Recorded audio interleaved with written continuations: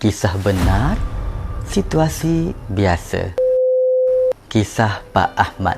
Pada tahun 2010, Pak Ahmad simpan RM10,000 dalam akaun simpanan bank. Tujuannya adalah untuk kegunaan umrah 10 ke 15 tahun akan datang.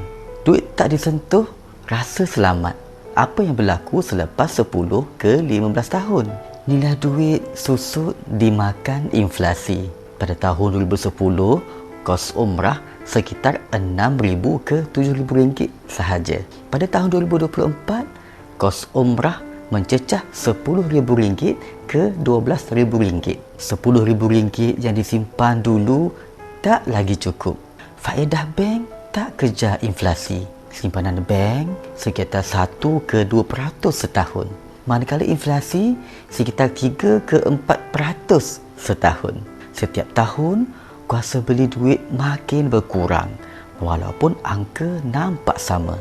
Contoh kiraan mudah, RM10,000 disimpan selama 15 tahun. Nilai sebenar pada hari ini ialah RM6 ke RM7,000 sahaja. Kuasa belinya secara senyap hilang RM3 ke RM4,000 nilainya.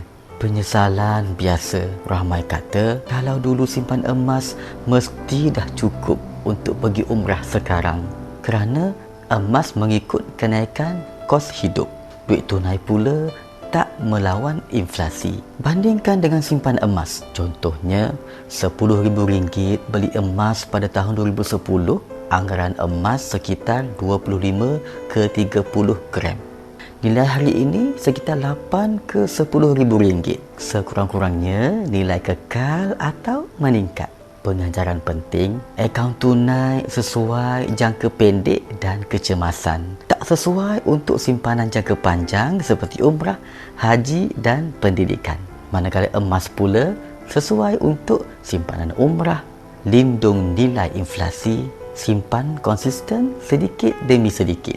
Kesimpulan ringkas, duit disimpan nampak selamat, nilai duit tak selamat. Sebab itu ramai pilih simpan emas, contohnya public gold dalam akaun gap untuk matlamat jangka sederhana dan panjang. Sangat rugi jika tuan-puan belum ada akaun gap public gold. Jom saya bantu daftar percuma dan mula menyimpan.